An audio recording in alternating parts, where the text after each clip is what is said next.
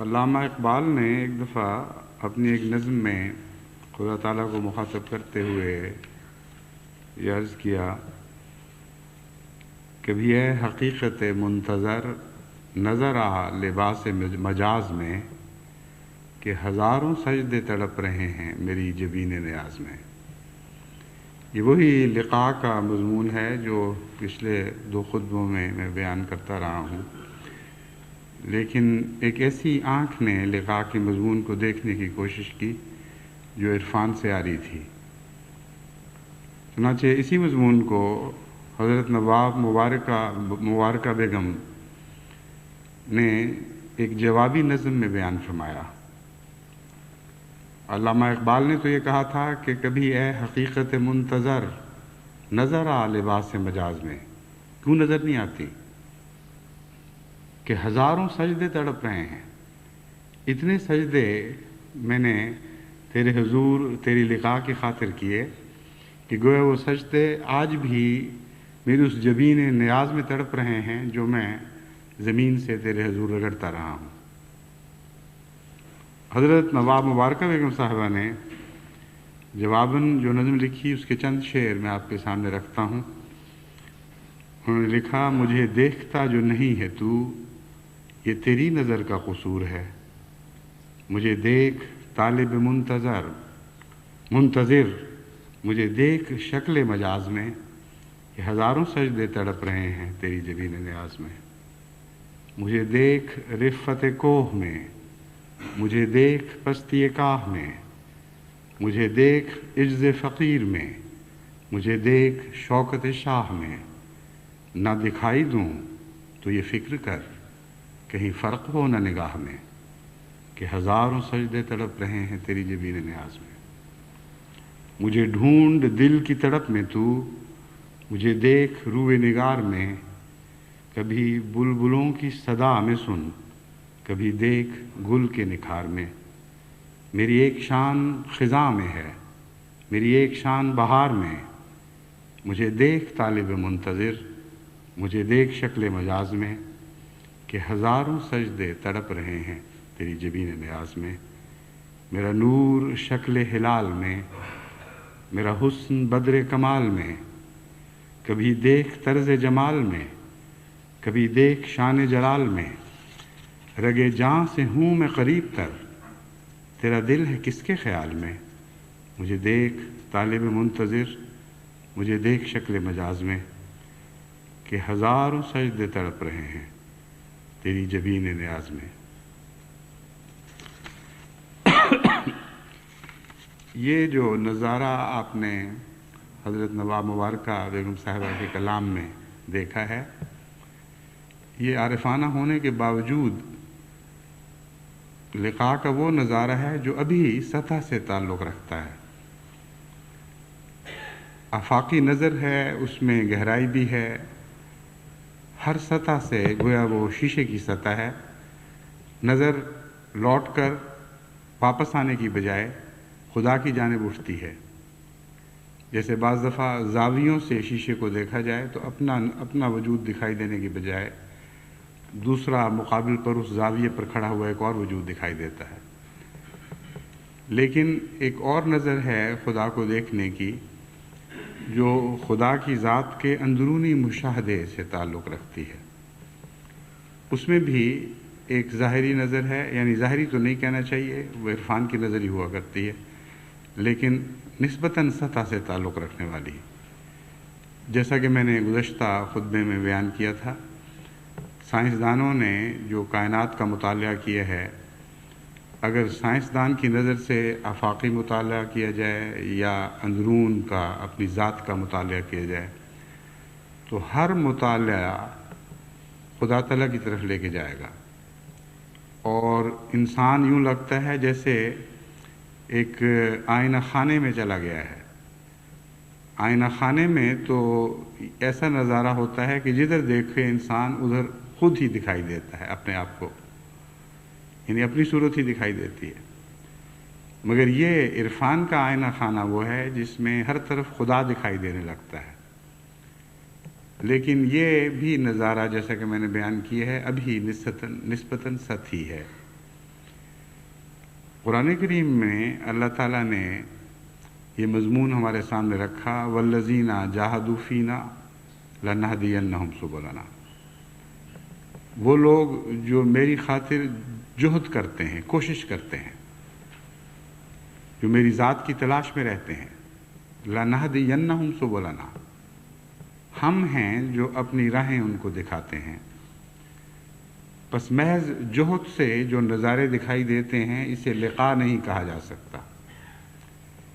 لقاء کے لیے اپنے محبوب کا خود جھک کر ہاتھ پکڑنا ضروری ہے، ورنہ دور کے نظارے تو دل کی بعض دفعہ پیاس بجھانے کی بجائے اور بھڑکا جایا کرتے ہیں۔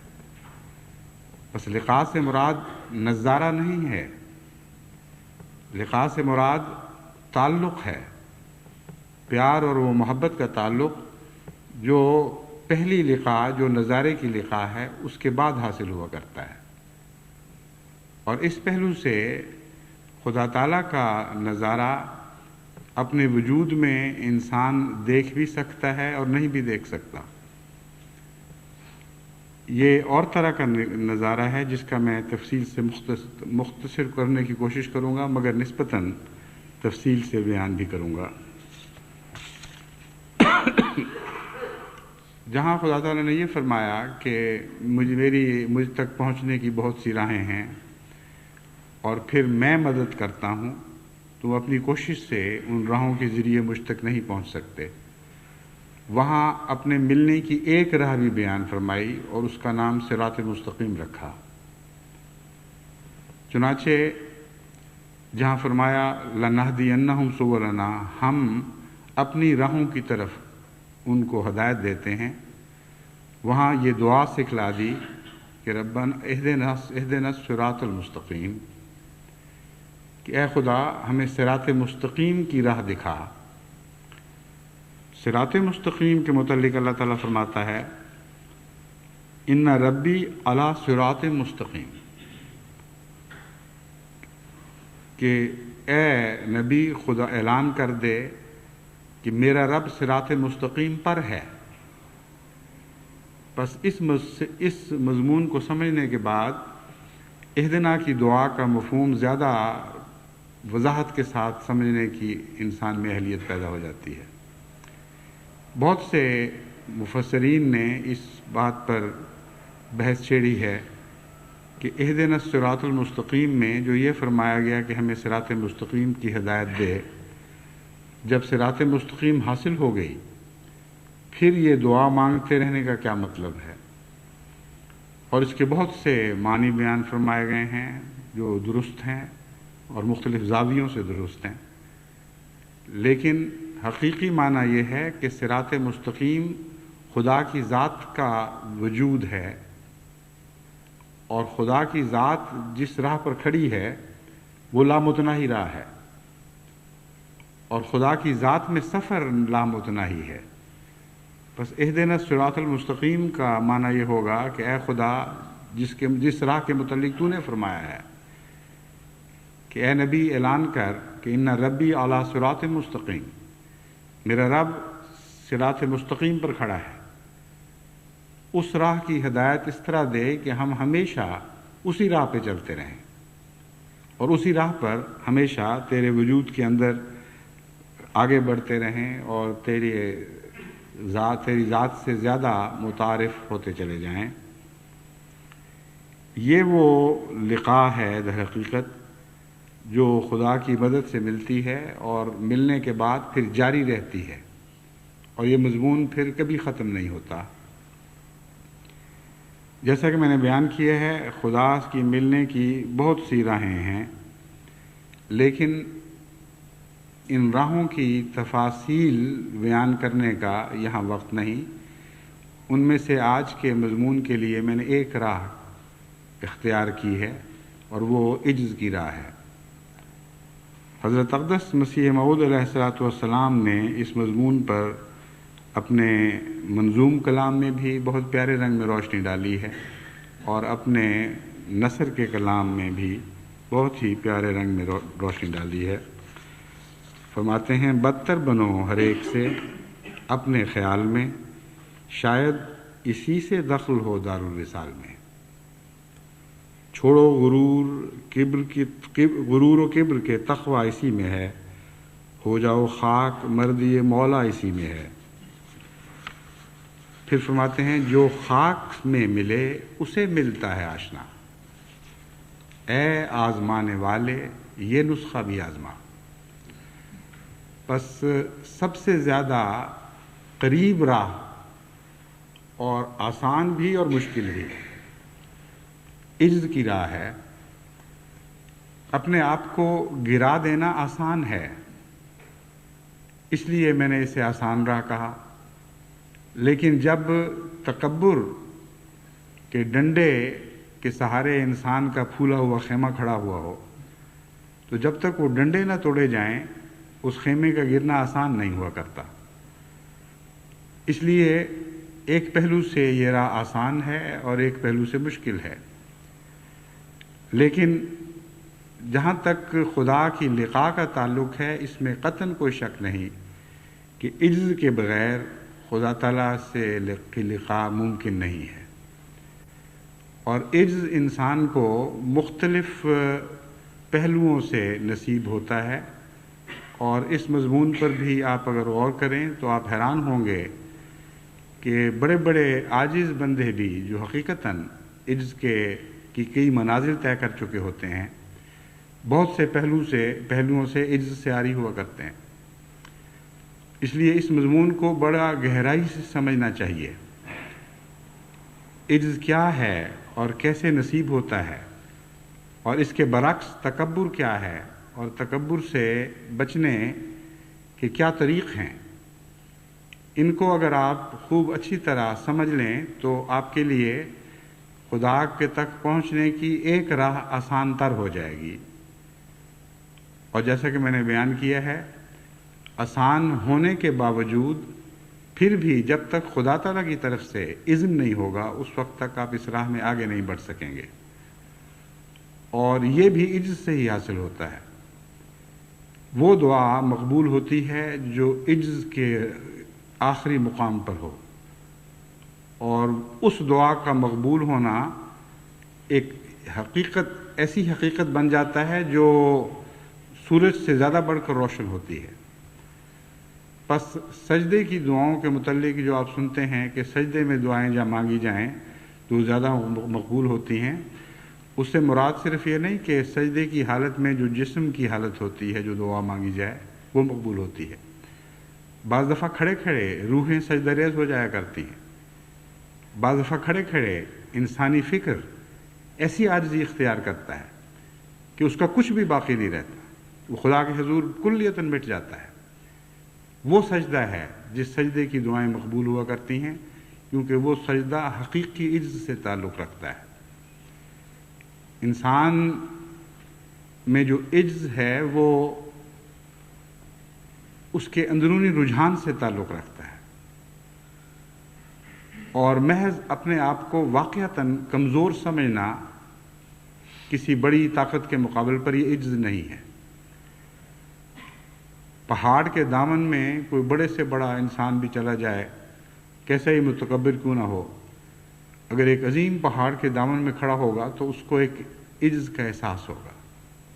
وہ یہ سمجھے گا کہ یہ جو بلندیاں اور یہ حجم اور یہ وزن اور یہ طاقت ایسی غالب ہیں کہ اس کے مقابل پر اس کی کوئی حیثیت نہیں۔ لیکن یہ حقیقی عجز نہیں، کیونکہ ہو سکتا ہے ایک انسان وہاں عجز کا احساس کرتے ہوئے جب پہاڑ کی چوٹی پر چڑھتا ہے، پہاڑ کی چوٹی پر بیٹھ کر وہ سارے عالم کا نظارہ کرتا ہے تو اس کا دل تکبر سے بھر جاتا ہے۔ وہ سمجھتا ہے دیکھو میں کتنا بلند ہوں، ہر دوسری چیز میرے سامنے حقیر اور ادنا اور چھوٹی دکھائی دیتی ہے۔ لیکن ایک اور شخص جس کا اس کے دل میں عجز ہے، جس کا رجحان عاجزانہ ہے، وہ پہاڑ کے نیچے بھی عاجز رہے گا اور پہاڑ کے اوپر بھی عاجز رہے گا۔ دنیا کی کوئی کیفیت بھی اس کے عاجزانہ رجحان کو تبدیل نہیں کر سکتی۔ یہ وہ عجز ہے جو عارف باللہ کا عجز ہے، جس کے بعد پھر لقاء نصیب ہوا کرتی ہے۔ انبیاء ہر شان میں عاجز ہوتے ہیں، نبوت سے پہلے کی شان میں بھی عاجز ہوتے ہیں اور نبوت کے بعد کی شان میں بھی عاجز ہوتے ہیں، اور در حقیقت جتنا جتنا ان کو بلندی نصیب ہوتی ہے اتنا ان کا عجز بڑھتا ہے۔ چنانچہ نبوت سے پہلے کے عجز کی کیفیت اور ہوا کرتی ہے اور نبوت کے بعد کے عجز کی کیفیت اور ہوتی ہے، کیونکہ بلندی سے بلندی کا عرفان بڑھتا ہے۔ ایک شخص جو پہاڑ کے نیچے سے پہاڑ کی چوٹی کو دیکھ رہا ہے، اگر اس کی نظر چوٹی پر جا کر ٹھہر گئی ہے تو اس کا عجز اسی نسبت سے ہوگا جس نسبت سے اس کو پہاڑ زیادہ سربا فلک دکھائی دے رہا ہے، زیادہ بلند دکھائی دے رہا ہے۔ لیکن ایک شخص جو پہاڑ کی چوٹی پر چڑھتا ہے اور مزید بلندیاں دیکھتا ہے، اس کے دل کی کیفیت بالکل اور ہو جایا کرتی ہے۔ وہ سمجھتا ہے کہ میں تو اسی کو چوٹی سمجھ رہا تھا، صرف میں ہی بے حقیقت نہیں، یہ پہاڑ بھی بے حقیقت ہے، اس کی بھی کوئی حیثیت نہیں۔ جو رفتیں مجھے ظاہری آنکھ سے دکھائی دیتی تھیں ان رفتوں کی بھی کوئی حیثیت نہیں۔ میرے خدا کی کائنات تو بہت وسیع ہے، بلند سے بلند تر، ہر منزل کے بعد ایک اور منزل۔ یہی مضمون ہے جس کو حضرت اقدس ابراہیم علیہ السلام نے جب بیان فرمایا تو بہت سے مفسرین دھوکہ کھا گئے، یعنی اس کا ذکر قرآن کریم میں پڑھ کر، اور سمجھ نہیں سکے۔ وہ سمجھے کہ نعوذ باللہ یہ جھوٹ کی ایک قسم ہے، حضرت ابراہیم یا شرک کی ایک قسم ہے۔ حضرت ابراہیم علیہ السلام نے ستارہ دیکھا اور کہا اچھا دیکھو کیسا روشن ہے، شاید یہی ہمارا خدا ہو۔ مراد یہ نہیں تھی کہ میرا خدا ہے یا تمہارا خدا ہے، مراد یہ تھی کہ تم لوگ اس طرح مروب ہوتے ہو، تم لوگ جو عرفان سے عاری ہو، ہر بلند چمکنے والی چیز کو بڑا سمجھنے لگ جاتے ہو اور اس کے سامنے جھکتے ہو، حالانکہ وہ ذات جو ما ورا ہے ان سے پیچھے ہے، وہ تمام روشنیوں کا منبع ہے، تمام روشنیاں اس سے پھوٹتی ہیں، ہر نور اس سے نکلتا ہے۔ تو نظر کو کہیں ٹھہرا دینا جو ہے یہ ایک قسم کا غلط عجز پیدا کرتا ہے جو شرک کی طرف لے جاتا ہے۔ بس اس مضمون کو بہت غور سے سمجھنا ضروری ہے۔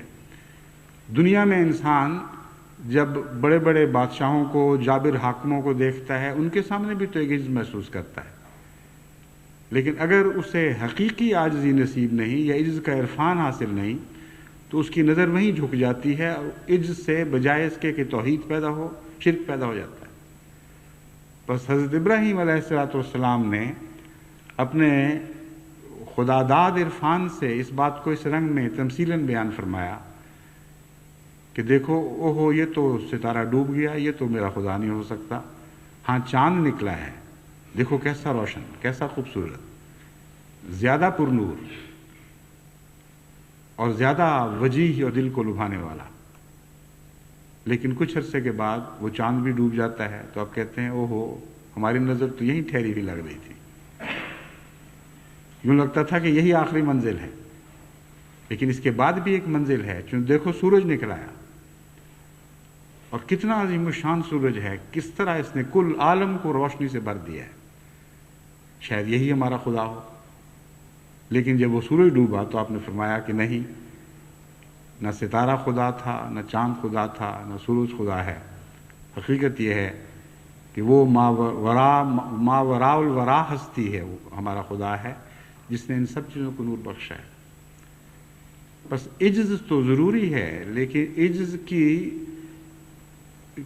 کا بھی ایک اپنا عرفان ہوا کرتا ہے، اور صاحب عرفان کا عجز اور ہے اور بے عرفان انسان کا عجز اور ہے۔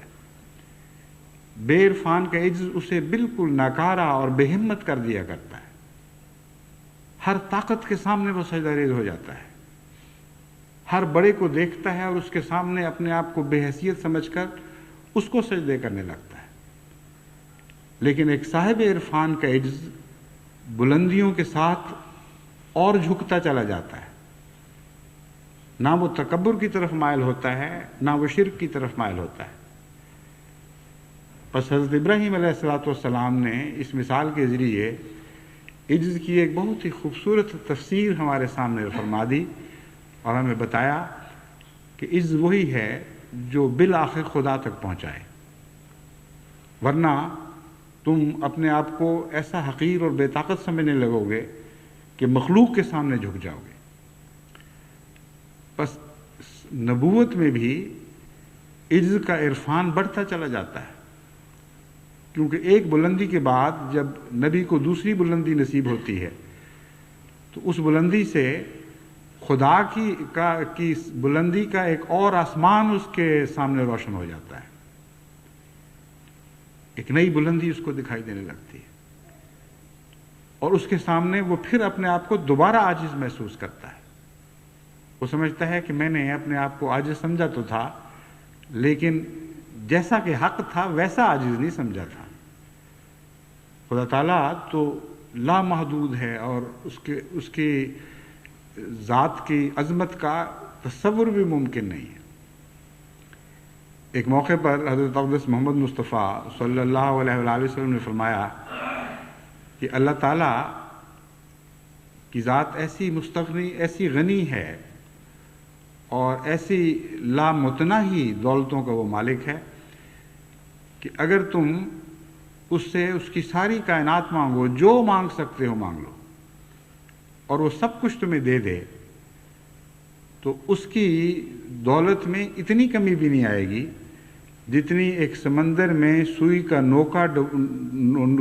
نوکا ڈبو اور اس کے ساتھ تھوڑا سا پانی لگا رہ جائے جب اس کو باہر نکالو۔ اس پانی سے جو سوئی کے ناکے کے ساتھ نوک کے ساتھ لگا رہ جاتا ہے اور وہاں قطرہ نہیں ٹھہر سکتا۔ مثال بہت خوبصورت دی ہے، انگلی ڈبو یا اور کوئی چیز ڈبو، اس کے ساتھ زیادہ پانی لگتا ہے، لیکن جو باریک نوک ہو اس کے ساتھ پانی کا قطرہ نہیں رہ سکتا، اس لیے بہت ہی معمولی پانی ہوگا۔ فرمایا اس میں بھی جو کمی آتی ہے، اس سے جو کمی آتی ہے خدا تعالیٰ کے کائنات میں اتنی بھی کمی بھی نہیں آتی اگر وہ تمہیں سب کچھ بھی دے دے۔ وہ لامتناہی ہے۔ یہ بات صاحب عرفان کے بغیر کسی کو نصیب نہیں ہو سکتی، اور جس کو یہ عرفان ہو اس کو اپنی دولت پہ گھمنڈ کیسے ہو سکتا ہے؟ ایک ملک کا بادشاہ بھی ہو جائے تو وہ ایک زمین کے ایک ملک کا بادشاہ ہے، اور اس کے باوجود اس کا اقتدار کامل نہیں ہے۔ اس کو تو اپنے نفس، اپنے وجود پر بھی اقتدار حاصل نہیں۔ جب بیمار پڑتا ہے تو کس طرح بے حیثیت اور بے حقیقت ہو کے رہ جاتا ہے۔ اس کو اپنے جذبات پر بھی کامل اختیار نہیں ہوتا، نہ اپنے غصے پر، نہ اپنی خوشی پہ، نہ اپنی نیند پر، نہ اپنے جاگنے پر۔ بس وہ ایک بڑے ملک کا بادشاہ بن کر کیسے متکبر ہو سکتا ہے اگر اس کی نظر خدا کی لامتناہی ملکیت پر ہو؟ بس عرفان الہی عجز کی راہ سے جو نصیب ہوتا ہے ویسا اور کوئی عرفان نہیں ہے، اور اس کے نتیجے میں پھر خدا کی ذات دن بدن زیادہ ظاہر ہونے لگتی ہے۔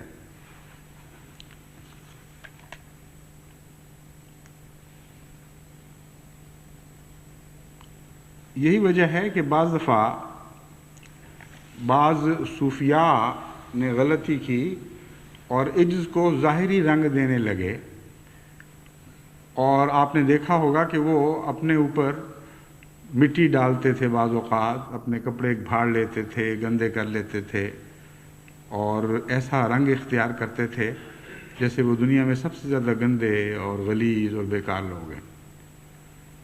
یہ ایک اظہار تھا کہ ہم کچھ بھی نہیں، لیکن امر واقعہ یہ ہے کہ اللہ تعالیٰ تو جمال کو پسند کرتا ہے۔ وہ جو کچھ نہیں کی حالت ہے وہ بیرونی حالت نہیں ہے، وہ ایک اندرونی کیفیت کا نام ہے، اور بعض دفعہ بیرونی کیفیت اس اندرونی کیفیت سے بالکل متقابل ہوتی ہے، اس سے بالکل برعکس دکھائی دیتی ہے۔ چنانچہ حضرت عبد القادر جیلانی کے متعلق آتا ہے کہ وہ بڑے خوش پوش تھے، بہت ہی خوبصورت اور نہایت قیمتی لباس پہنا کرتے تھے۔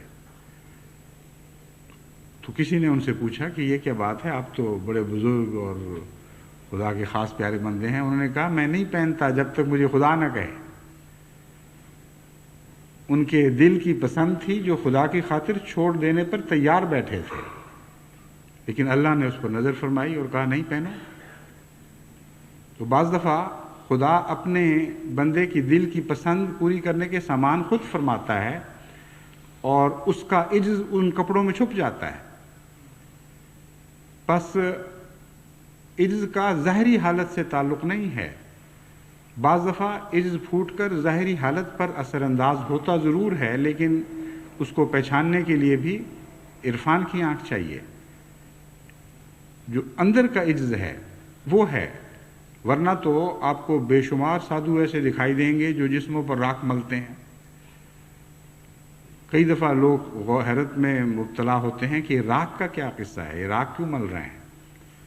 معلوم ہوتا ہے کسی زمانے میں کسی صاحب عرفان نے ان کو یہ بتایا ہوگا کہ مٹی میں مل جانے سے، راکھ ہو جانے سے خدا ملتا ہے۔ جنہوں نے مٹی کا محاورہ سنا انہوں نے مٹی ملنی شروع کر دی، جنہوں نے خدا کی راہ میں راکھ ہو جانے کا ذکر سنا انہوں نے یہ نہ سوچا کہ خدا کی خاطر اپنے وجود کو جلا کر ختم کر دینا اور اپنے نفس کی راکھ بن جانا، یہ مراد ہے۔ خدا کی لقاء کے لیے یہ چیز ہے جو انسان کی مدد کرتی ہے۔ تو انہوں نے راکھیں بننی شروع کر دی۔ پس عجز کے مقام تو بے شمار ہیں، لیکن جب تک اندرونی طور پر آپ کو وہ آنکھ نصیب نہ ہو جو عجز کی شناسائی بخشتی ہے، جسے عجز پہچانا جاتا ہے، اس وقت تک صحیح معنوں میں آپ خدا کی راہ میں آگے قدم نہیں بڑھا سکتے۔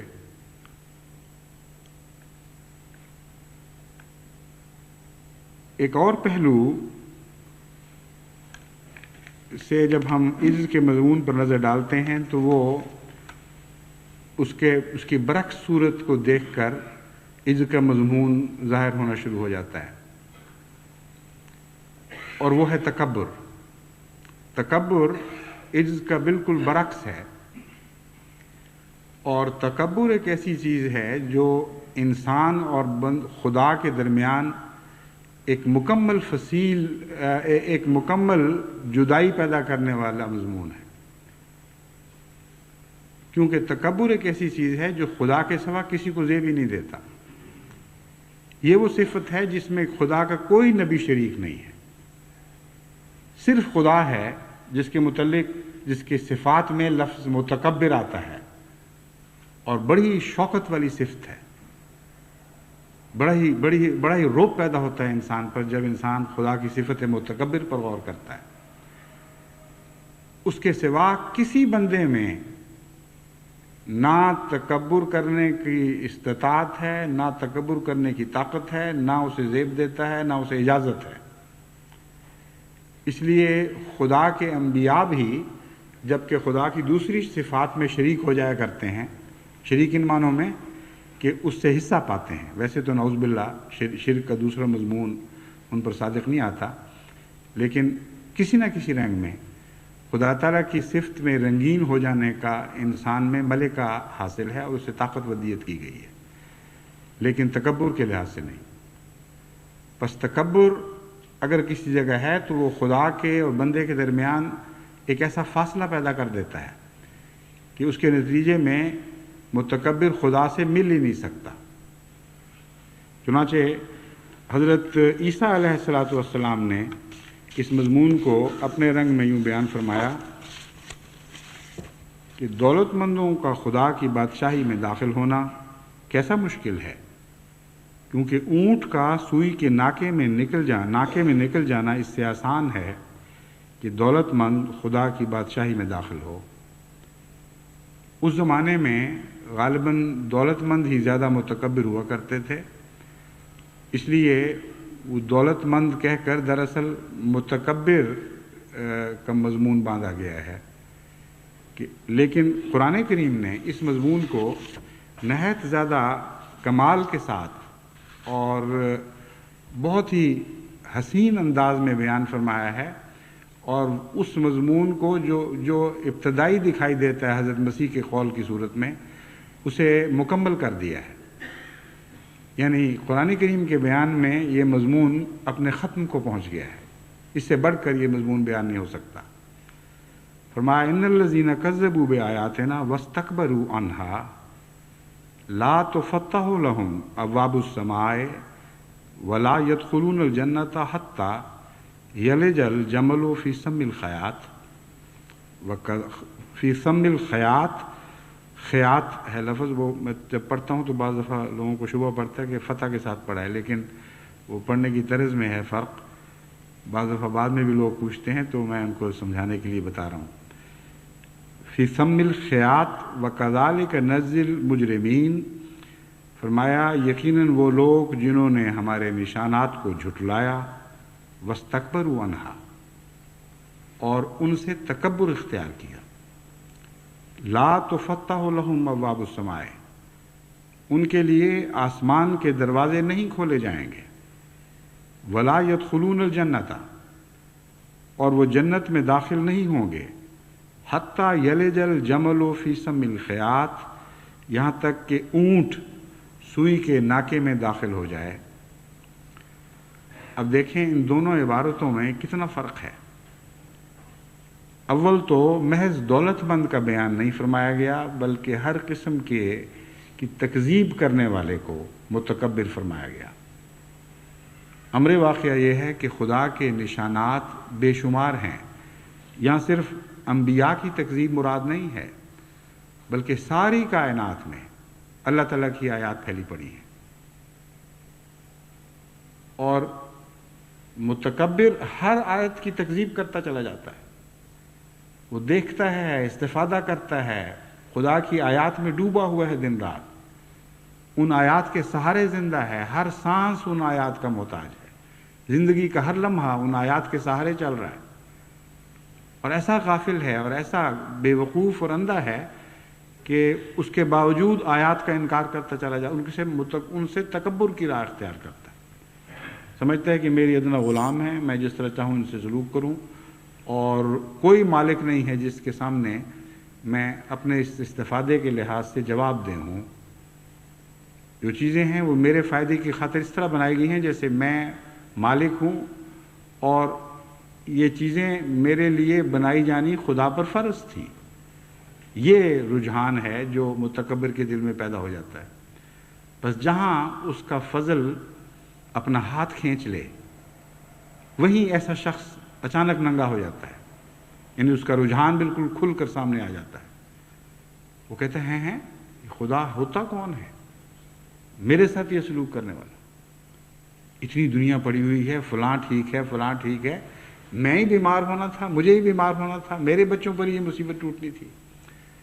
اور وہ یہ نہیں سوچتا کہ اس کی ساری زندگی، اس کے وجود کا ایک ایک ذرہ اس کی یہ طاقت کے خدا پر باتیں کرتا ہے۔ یہ بھی خدا کی آیات میں لپٹی ہوئی ایک داستان ہے جو انہی کے ذریعے چل رہی ہے۔ اس داستان کا اپنا کوئی وجود نہیں، آیات کے ذریعے ہی یہ داستان دکھائی دیتی ہے، گویا ہے، لیکن حقیقت میں آیات ہی ہیں صرف۔ بس آیات باری تعالیٰ سے روگردانی کرنا اور اس سے منہ موڑ لینا، یہ ایک ایسا گناہ ہے جس کے متعلق قرآن کریم سے پتہ چلتا ہے کہ یہ بخشش کے لائق نہیں ہے، اور یہی حقیقت میں تکبر کو پیدا کرنے والا گناہ ہے، جس سے پھر تکبر پیدا ہوتا ہے اور بالآخر انسان بخشش سے محروم رہ جاتا ہے۔ گزرے ہوئے 100 سال کی تاریخ گواہ ہے، سائے کی طرح سایہ فگن ہم پہ خدا ہے۔ گزرے ہوئے 100 سال کی تاریخ گواہ ہے، سائے کی طرح سایہ فگن ہم پہ خدا ہے۔